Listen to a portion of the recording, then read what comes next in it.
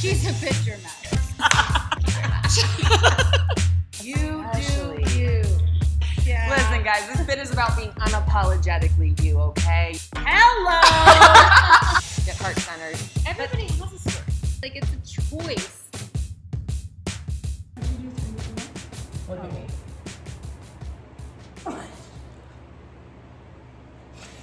I'll start now. We're on. Ladies, how them bits? It's episode 10. I am so excited to To what? Are you so excited right? You can't even talk. You're so Oh, excited. it's I'm so excited. I'm so excited. Oh my gosh. I just can't hide it. I want you. Are we getting out? Oh my God. Okay, there. Now we are back. I am so sorry. Ladies, Sorry. welcome to episode 10. We have the one, the only, one of our dear friends, Miss Amanda Pinilla.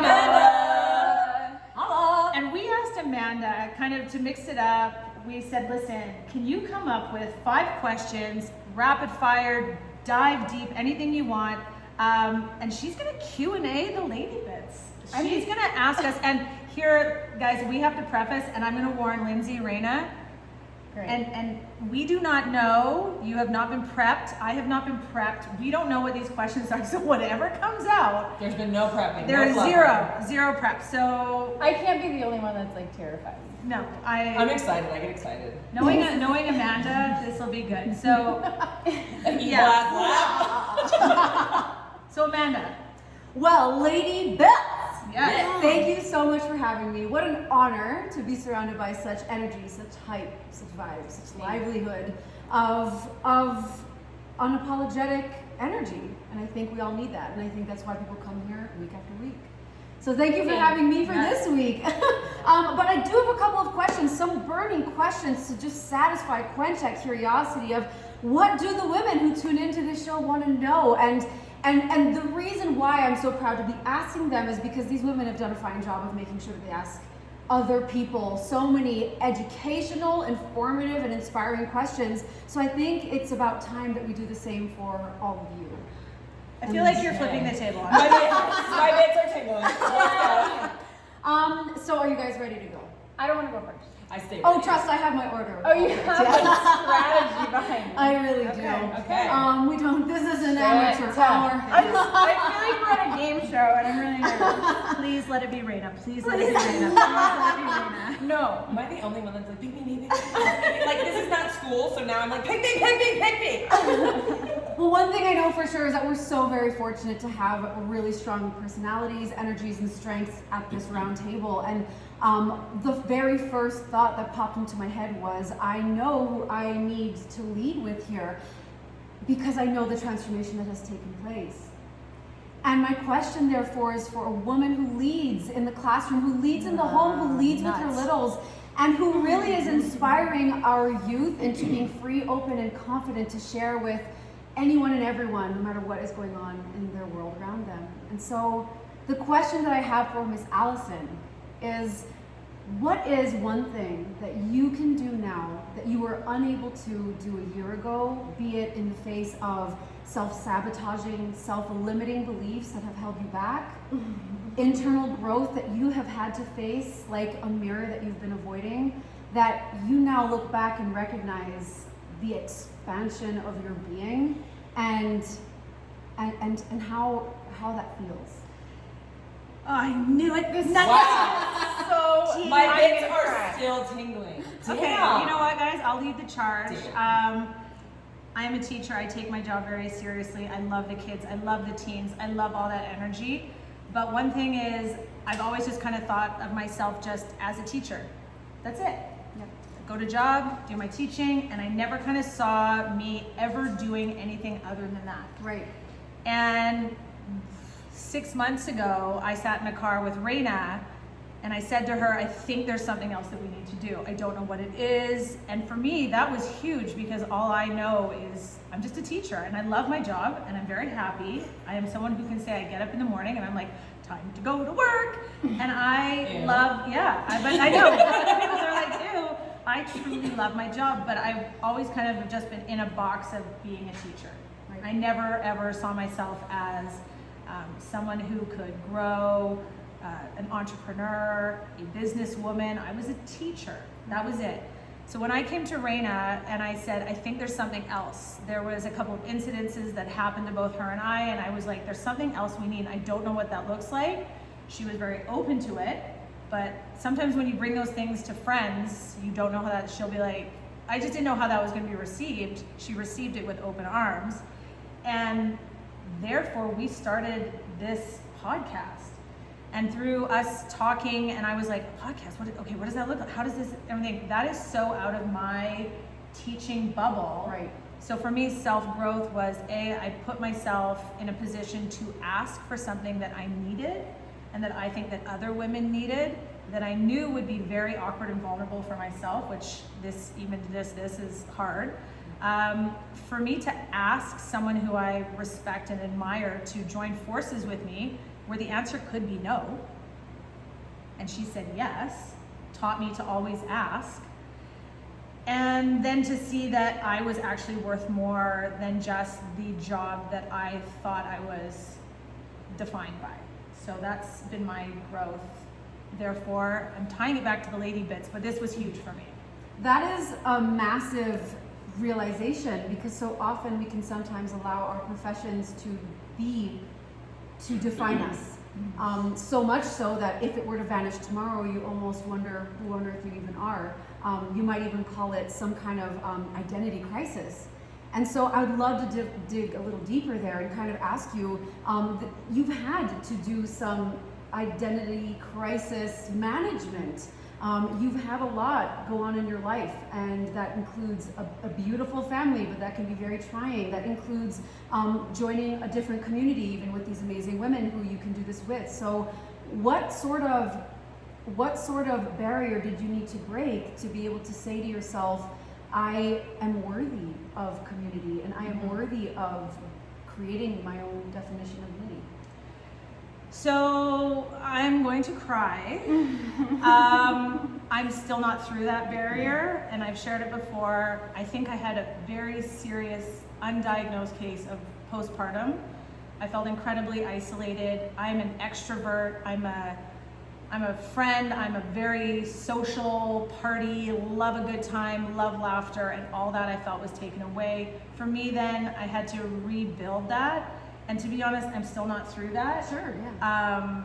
And I'm still trying to piece together what my life looks like as a mother, and embracing in full gratitude that I have two healthy, beautiful kids, and that the family that I always said I wanted has now happened. And how dare I be unjoyful for that? So those are the things that I'm still moving through. So yeah, I love what you have said about an identity, because it's so funny. If you're a teacher out there, I don't know if anybody's felt this, or if you have a job, I would go on summer vacation and actually feel sad, or I would feel like that's something I'm like, what am I doing? What do I do? And just having different kind of relationships and connections and feeling purposeful in something that has nothing to do with my job. Nothing. This podcast has nothing. The connection with Raina and Linzy has nothing to do with my home life, my kids, my husband. It has made me come back to life. So by joining forces with two women has literally has completely helped me get over the first barrier of me rediscovering who I am. I hope What in the those fuck of are you you doing? And I'm like, stomach. If you're ever watching a video, I'm like, stomach.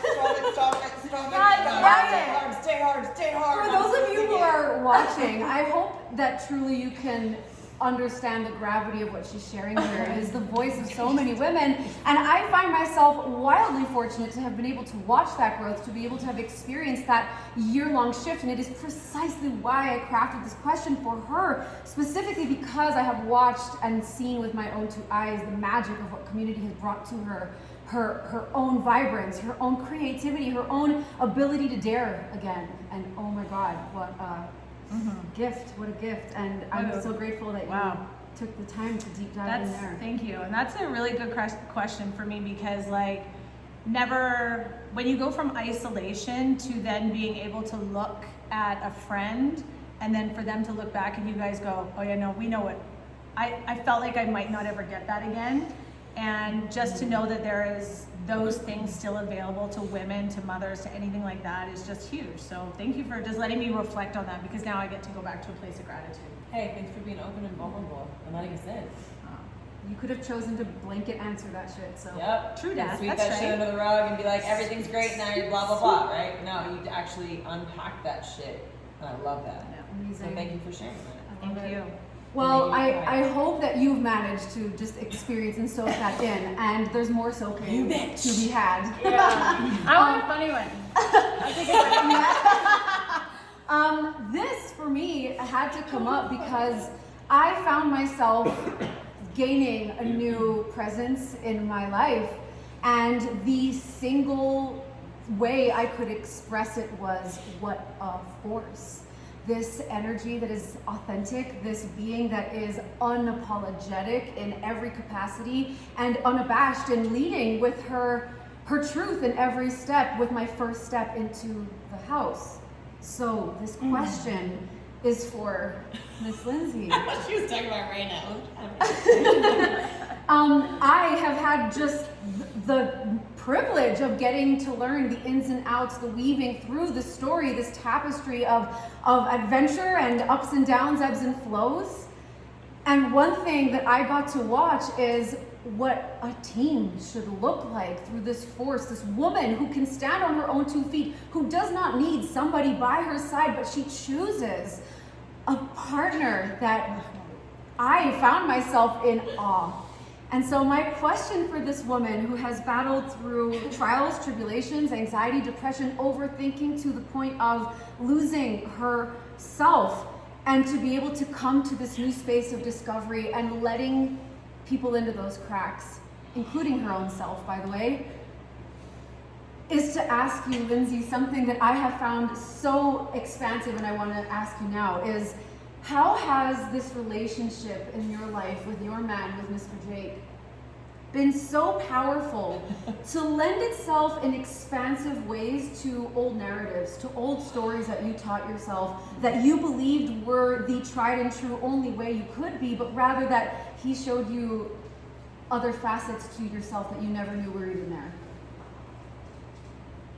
Oh man. And what does it mean? And what does it mean to you to have had that expensive experience? Okay. What a question. Thank you. You're welcome. I'm going to take a deep breath for this one. Partnership has been the single hardest and most rewarding journey that I have ever embarked on. And I say journey because we're still on it and we take it day by day. I'm an ex-prostitute. I did it for over 20 years. I started selling myself at a very young age, and I'm talking about like before 10 years old. So my idea of safety as it revolves around or relates to romance was shattered as a child. It was shattered through trauma. It was shattered through expectations, through lack of communication, and through a really toxic environment. And I didn't feel safe, and I didn't feel like I could talk about things, so then I perpetuated and continued those behaviors throughout the rest of my life and through my relationships. And I got into and picked partners, both men and women, and I'm just, now at this phase of my life open about that. But the gender queer and all of those things, this is not new information to me. It's new information to the public because it's finally no longer in the shadows. And my partnership with Jake is I want to say the single thing that allowed me to really come to terms with that. And so while a lot of people do eat, pray, love, and while I really admire that, and they isolate to figure out who they are, I had sort of this privilege of meeting Jake at the worst time that I ever could have met somebody. honestly. And meeting that person and having an exchange, you know, a sexual exchange for currency, which again, there is nothing wrong with if that is what you choose to do. But if you are pimped into it when you're young and you think that's all you know and you think that's all you deserve and you just don't want to do it anymore, you don't have to do it anymore, okay? And I kept it a secret from every partner I had ever had because I wasn't willing to look in the mirror and face it myself, even though it's something that I knew was my actual truth, and I had been living a lie. We got coffee, Jake and I, we talked on the phone. It was just different from the beginning. First of all, we talked on the phone. Those who know Lindsay Ross know that I don't talk on the motherfucking phone, ever. You could be dying, I'm not talking to you, you're calling 911. So we talked on the phone for about a week, for like 3 hours every single day. He was the first person, it didn't matter what gender, he was the first person that I had felt really safe with before I had ever even met him. And so when we got coffee, we sat there and we ended up spending, our coffee date lasted like 7 hours because I did not want to commit to getting dinner with somebody. I didn't want there to be a pressure of sex. I wanted it to be something different. I wanted to see if dating the guy, the white guy that didn't have any tattoos at the time and didn't have a criminal record, and you know, just I wanted to know what that was like, even though I didn't think that he would actually fall in love with someone like me. But I did it anyway because I was the hot tattooed chick, so he wanted to get to know me. And we joke about it now because that's what I was. And we got coffee, and that's not what I became to him. And in that moment, I could see that it shifted and something shifted in me, and we sat and we talked. And so communication is everything. We waited, not that long, but we waited to have sex. And the journey, I stopped prostituting. Like I made the decision that day that I was going to change my ways, and I didn't know what it was going to take. I didn't financially know what that was going to look like. So that in and of itself has been the biggest shift. I didn't know how to take care of myself because I went from daddy issues to sugar daddies, okay? I went from trauma to more trauma. I went from things that were out of my control to then putting myself in those same positions to re-traumatize myself because I only knew what chaos felt like, and I thought that that's what was normal. And when I met my partner, I was introduced to a new normal. And it scared the shit out of me. And to this day, it still does. But it has become my new normal, and I live in that scary space because it keeps me growing. And it's what has allowed Jake and I to grow together. We come from extremely different backgrounds. We had extremely different upbringings. We both have a history of heavy drug use. So that just goes to show you that it doesn't really matter like what or who or where you come from. There's a multitude of other things and circumstances that play a part in that, but we both found each other in honestly a very hopeless place and a very hopeless time in our lives, and we fucking clung to each other, and we haven't let go. And I let go of myself and was suicidal about 19 months ago, and he stood by me through that. And I say he stood by me through it because Jake did not really figure out who he was until very recently, and the same goes for me. We had a unity ceremony. I don't believe in the traditional norms. He has grown into a completely different partner, man, individual, and provider than I ever thought I wanted to be with. I could talk forever about it. And what's funny is initially I was sitting here, and I'm a very selfish, self-centered person by nature, and I don't hide that, right? Don't hide that at all. And I'm sitting here thinking, what's she gonna ask me about me? What's she gonna ask me? I can't wait to answer this question, me. And then she asked me about partnership, and I started breaking down because I truly have a partner. He makes me want to be. He doesn't make me a better person, guys. He makes me want to be a better person. This motherfucker gets up in the morning, and it doesn't matter what's going on outside. It doesn't matter if his physical body hurts. It really doesn't matter. There could be blitzkrieg happening. He wakes up, and he is like, oh my God, it's a beautiful day, and the sun is shining. It's a wonderful day to be alive. I'm so happy, and you're so beautiful, and I love you so much, and blah, blah, blah. And I wake up, and I'm like, oh, before I've even opened my eyes. Being in a partnership with somebody that vibrates on that frequency, and me learning to not shame myself because I'm not inherently positive, and him giving me the space to be me. And me also, right, giving him the space to be him and not being like, hey, come down to my darkness because you're too fucking happy. And that's what I did in the beginning, right? And that's where we were able to really grow together. So our relationship has been and still is work. I think any relationship is, and I think that unfortunately we live in a society that just puts people into boxes and says, okay, you're in a monogamous relationship, there's two fucking strangers from completely different backgrounds, and you guys all have baggage because by the time you meet you're like 30, so a bunch of fucked up shit's happened to both of you. We're gonna throw you in together, maybe one of you has kids, hope it works out. By the way, never talk about your feelings because you might hurt the other one's feelings. That's what I was told. That's what I was raised in, was you don't tell your partner how you feel because then you're an asshole, right? Because then you're being unappreciative of the life that you asked for. It triggered me when you said that, Allie. I have a beautiful life and I prayed for this life for a long time. Every single day I make sure that I'm pushing towards bigger and better and brighter, not because I don't appreciate what I have, but because I know that I'm capable of more. And I know that because I have a partner that reminds me every fucking day. So I really hope that you do too, and if you don't, we are here to help you find that within yourself, because you fucking deserve it. And the second that you start to love yourself, that's when that person does come into your life. I just happen to be lucky, and I admit that. That is the one part of my life that I was lucky about. You allowed yourself, thank you for sharing all that. Thank you for allowing yourself to really take the time and expand on, you know, your unity ceremony, the fact that you opened your heart to him in possibly the worst time of your life, like you mentioned, and that he himself was still growing and continuing his own path, but you held space for him and he did for you too. And one of the things you guys need to understand is he walks into a room and she's laughing and she's out of her head and she's enjoying her space. And I just thought that it was an incredibly inspiring thing to see how a person's presence can make magic dance around you. And that's what I saw from them the minute I met them both.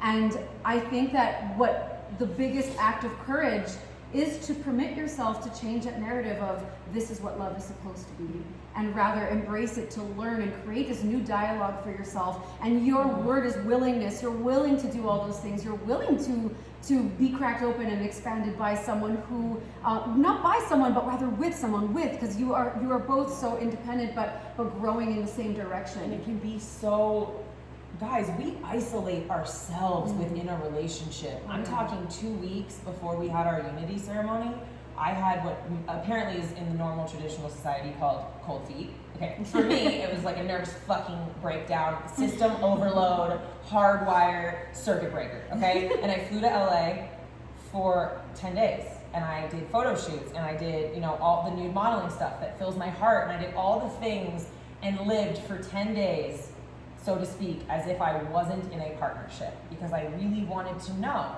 if this is what I wanted. And I didn't, and I fucked up, right? Like, now we are better than ever. I did not communicate I communicated what I was doing. I'm not an asshole completely, but I shared with him not where I was at, right? I never told him that I didn't believe in traditional marriage anymore, and that everything that I had told him when we first met about how I wanted a certain life and 5 dogs and this and that, blah, blah, blah, that in the 4 years we've been together, that I've changed, that he's created such a safe space for me that I truly allowed myself to change, and then thought he's not gonna love the person that I've become. It was so, right, the narrative was that it was so hard for him to love the fucked up person that I was, that if I've changed, he's definitely not gonna love another version of me. But did I ever ask?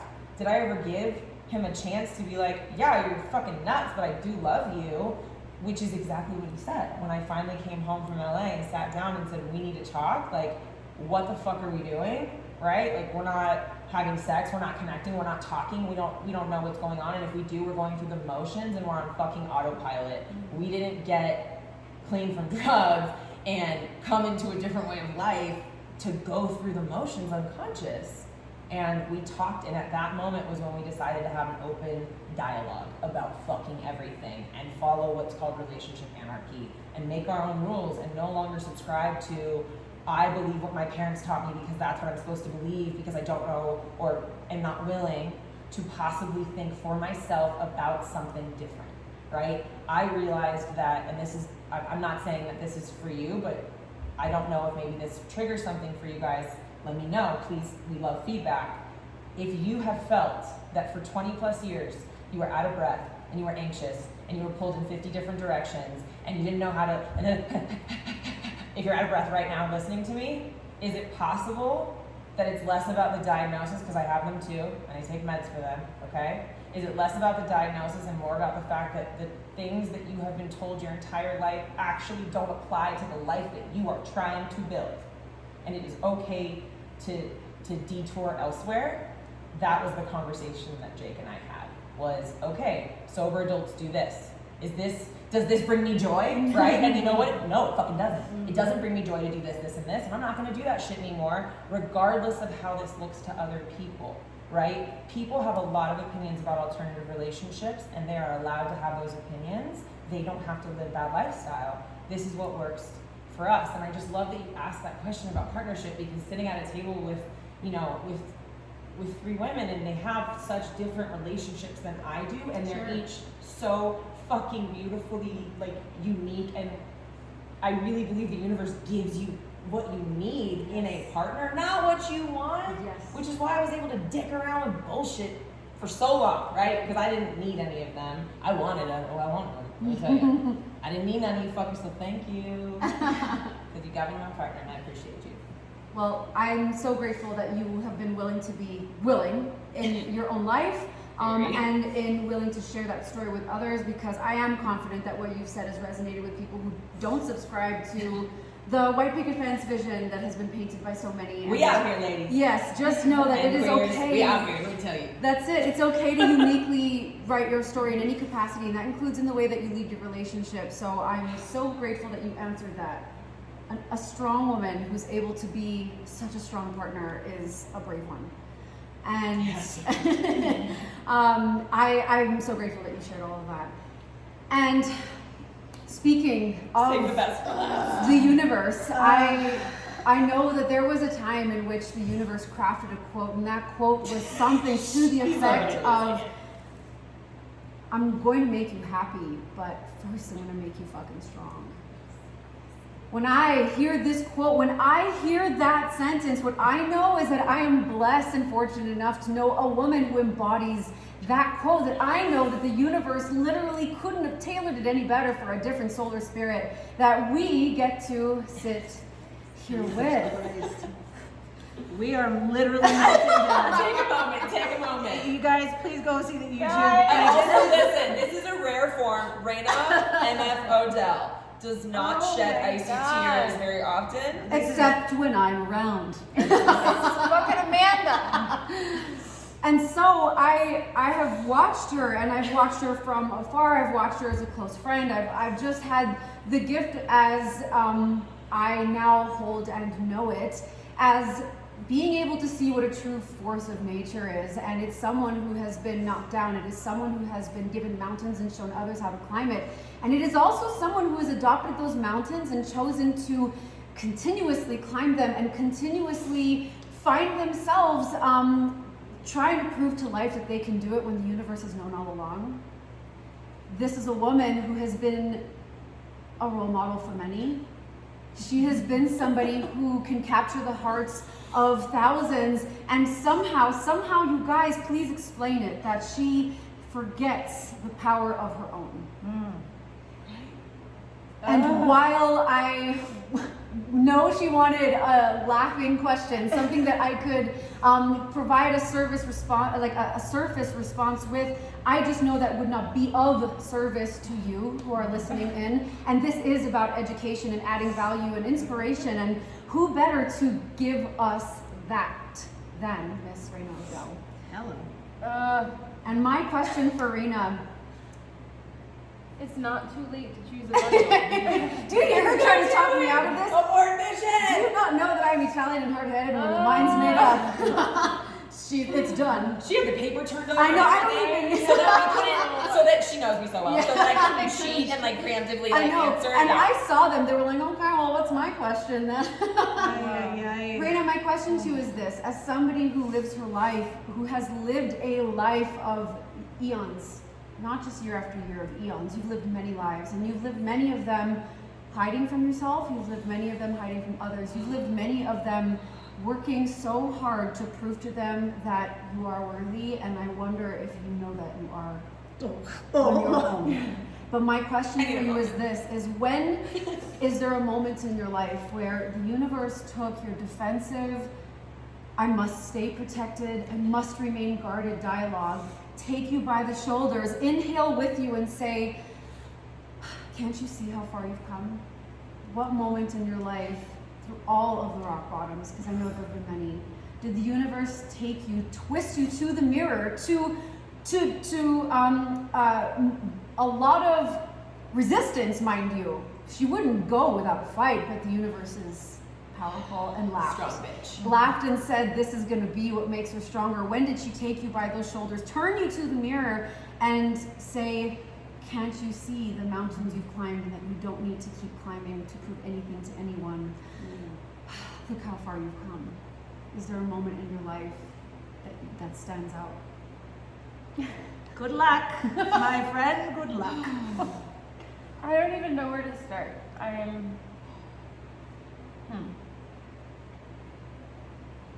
don't know where to start. Can I ask a couple more then? Please. We know that you share your heart and your story, but we also know that you are wildly guarded. And that is from years of feeling like it was flight or fight mode for you. Where is a moment where you've been able to say, this is happening for me and I get it now? This is breaking me down because there's a new foundation that must be found. Only I can craft that for myself. It could be now. Maybe it's me. In this moment. Wow. Hashtag chat. It could be a health moment. It could be a relationship moment. It could be a moment that was unlikely and was small but powerful. Like maybe example, your Christmas tree. So I have a lot of examples that I could probably share. And I would say, fuck, this is not, I don't like this. I know you're uncomfortable because So you're very used so to it. uncomfortable. Yeah, Yes. this is Raina's very, very uncomfortable space. Her defense And- mechanism where I thrive in vulnerability, it scares you. Well, And I that's- tell people why. I don't know why, I don't know where to start. I don't know how far back Did you grow up in my a life to super- go to explain the fucked upness. Okay. Can we ask some questions? Please ask questions. Okay, so I want to ask you, what was your house like growing up? What do you remember? I don't remember a lot. There's a reason. And my mom gets so upset when she's Okay. like, do you remember when you did this? And I'm like, I don't remember. I grew up in a very, I'm trying not to like share my story like I would anywhere else, but just my family was poor and my parents were divorced and my mom was married 5 times and my dad remarried to a step monster and just had the craziest upbringing. I mean, my parents didn't, I got kicked out of my dad's house when I was 16 for piercing my belly button.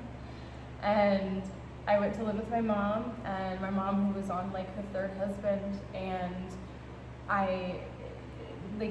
there was no structure, nothing, and I was that child that would like save up money from whatever and go buy a box of cereal so that my brother and I could have dinner. And that was how my childhood went. So, and I had no support, you know, my parents didn't go to my games and things like that. That was when I turned 18 and moved away. That's what I anticipated the rest of my life to look like. So you felt, what I'm hearing, right, is that you felt unsafe and unheard and neglected. So you have been on the defense to make sure that nobody ever fucking does that again. Yeah. There's a word that stood out to me that I would love to dive into. You mentioned the fact that there was no structure in your space. And one thing that I know that you thrive on is your routine. So I'd love if you could expand a little bit more about the importance of movement for you and staying busy and new goals to set and new conquests to begin and projects to crush. Do you feel that that sort of structure creates safety that maybe you never had? 1,000%. I didn't think about it until you just said that. Right.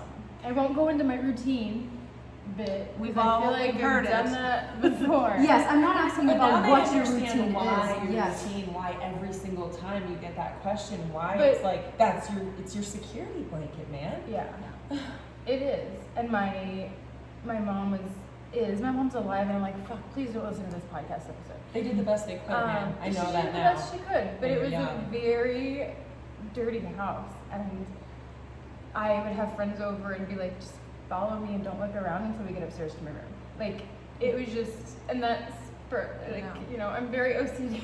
Yes. Mm-hmm. Very OCD, and it's just, I lived for 18 years in a home that I just didn't want to sit in. You know what I mean? Yeah. So I think that's where that comes from. And then you married into a little more chaos. So I you'd married into a like lot more to chaos. have. Yeah. Now this is like your safe space. Yeah.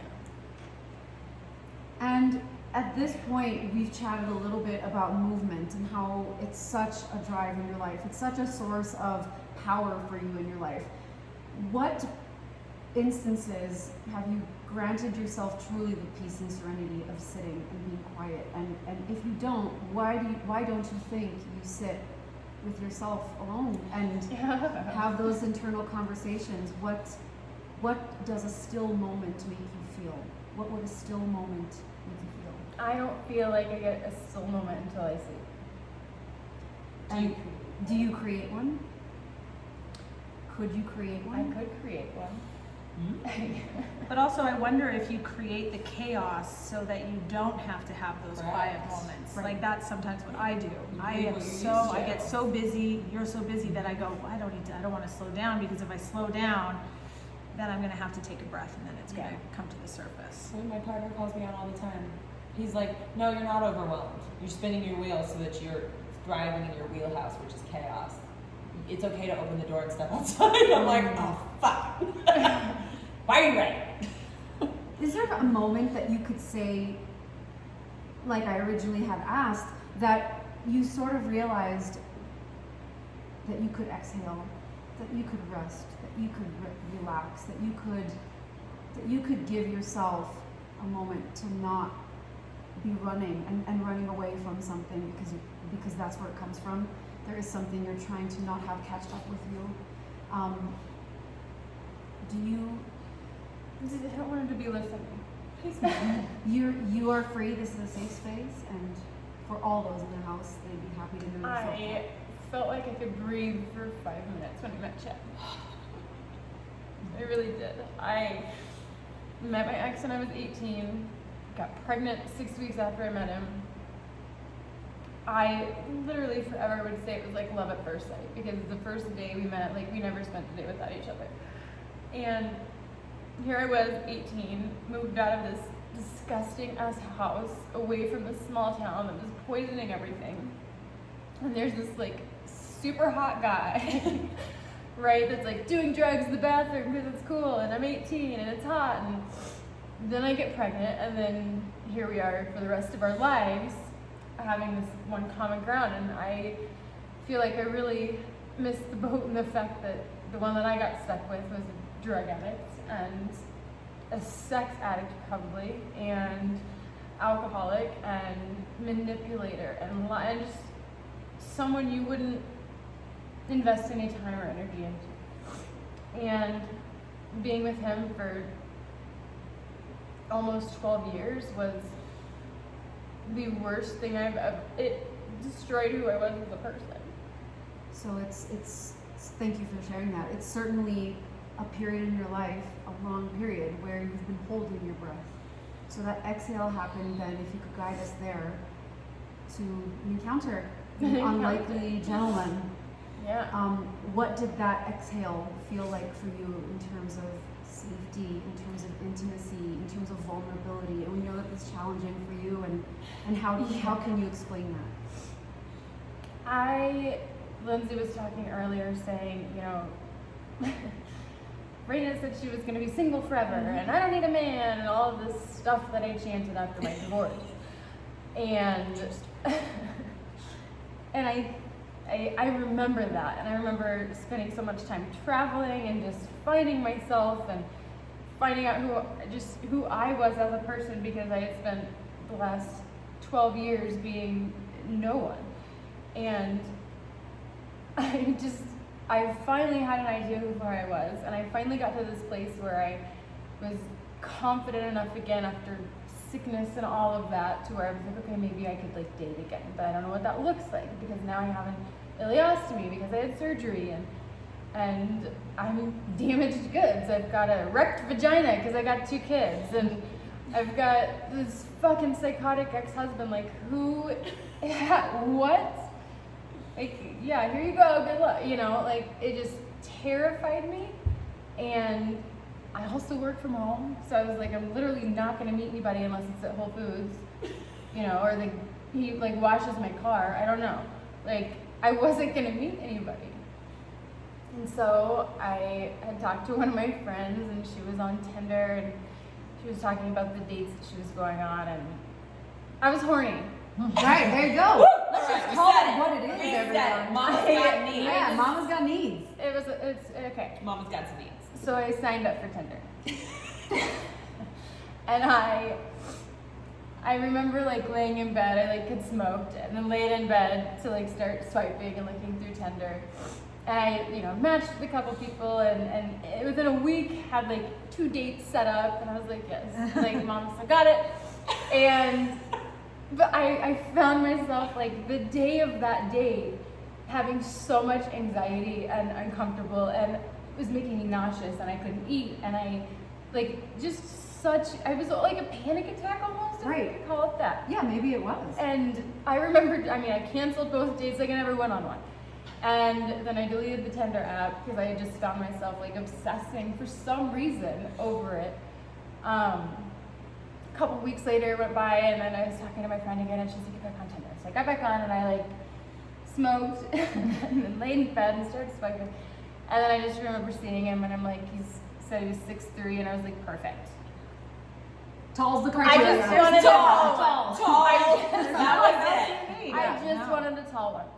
He So- thinks there's more, but we're That's going it. tall. And that was their, no, just kidding. And The rest of so history. I remember talking to him on Tinder, and I remember saying, hey, here's my Instagram, just go check out my Instagram before you really do commit to being on a date with me. And I did that because I wanted to make sure he knew I had the back. But not because I was ashamed of it, but just, it's, you know, I didn't want to have to tell him to his face. I didn't want to have to say it. I wanted him to see it before. And what was his? And I'm like baiting I him into know. this, guys, because I remember talking to her and this strong, independent. I don't need no. I'm not gonna date now. No, I'm gonna cancel all these dates, and I'm not gonna put myself out there, guarded ass bitch. Said that his reaction to this single thing is the thing that made her say maybe this could be different. Yeah, maybe could you share that? What was his reaction to seeing that? Well, we set up a date. Okay. Let me just Sure. backtrack just a little bit. We set up a date. And so I got his address, parked there. We met outside of his apartment. And he walks up, and he's in like khakis, and I think he had tennis shoes on. So I was like, fucking like Bill Gates outfit. No, but it wasn't. But he had a kind of cool t-shirt on, whatever.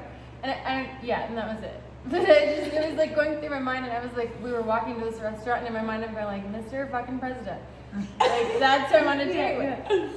Because prior to this, like, I got a divorce, and I'm like, okay, now I want tattoos, and I want a man bun, and I want a big beard, and big muscles. That's like Jason Momoa. Jason Momoa.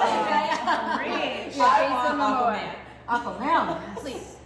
Not anymore, I'm fine. But I had that image in my head, and then I was like, he's tall, cool, okay, he's cute. And it took me a second, right? So we go to this bar, and he orders like a vodka soda or something like that, and I had a shot of tequila. I was like, I'll have a shot of tequila. And so I took my shot, and he goes, I'll have fun too. And so he had a shot of tequila with me.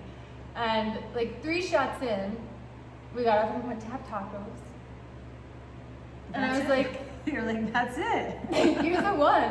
Tacos and tequila. You're the one. Tall tacos, tequila. That's the trifecta, people. And you can get tattoos. And you can get tattoos. We throw some extra tea. But you know what's so funny is, I don't know if you remember this, Rain.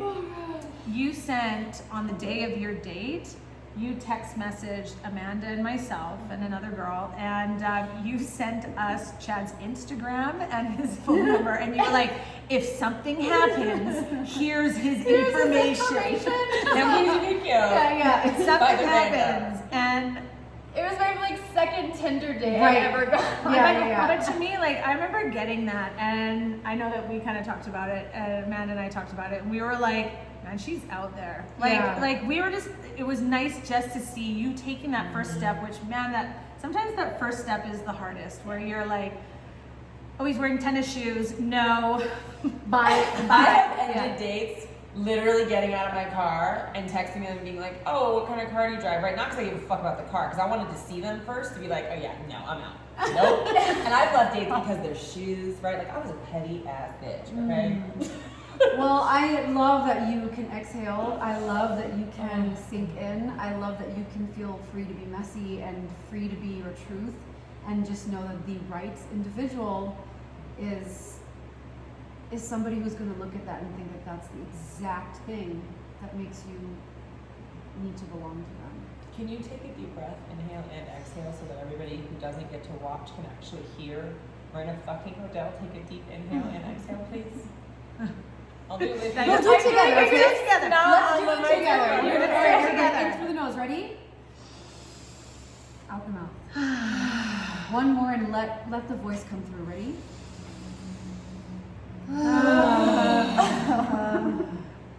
Ladies, I have to honor you here because it takes a great deal of courage to show up as unapologetically as you all have, as raw and real as you all have decided to be, because like I said, you could all have chosen to give me, the cookie cutter response. I tried. Yeah, maybe the response you're used to giving, and I'm not about that life, so I'm very grateful you've leaned into this conversation for that. I think it's more us having to say thank you, but I had an idea that this was really great to kind of talk a lot about you and Chad, Raina and Linzy and Jake, and I was wondering if you guys would be open to doing kind of a relationship episode where maybe I kind of ask some questions, we could bring the boys in. Wow, that would be amazing. What do we feel? I would tune in as fuck for that. We'll force them to actually count. There you go. That's amazing. So we asked you, Amanda, to kind of guide this because A, we trust you, and B, we want to have a laugh, which none of us seem to have. But we've all cried. Thanks for nothing. But I think that the big thing is that there's no greater trust than friendship trust, in the sense of where it doesn't need to be a pack of 30. You just need to know you can trust a very small few. The rest of our lives are so busy. So thank you for doing something that kind of has connected us all. And you're part of this too, Amanda. But I think we now know that our connection is just that much deeper. And I and Raina and Linzy are forever grateful for you helping us go a little, profoundly as the Lady Bits. You got Raina Hotel to go deep. I mean, Girl. I know. Well, I go deep all the time. And that's the next episode. Stay tuned for the Lady Bits Uncovered after hours. So, with that, I feel like, is it time To wrap it up. Okay, we're done. We need to go get tissues. We gotta go get some tissues. Ladies, as always, take care of them bits.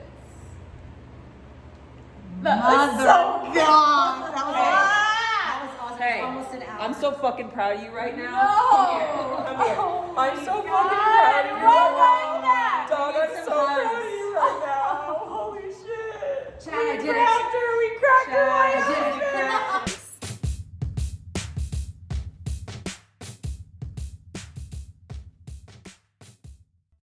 Hey Lady Bits, thanks again for tuning in and listening to our podcast. The way this community really grows and supports one another is simply by word of mouth.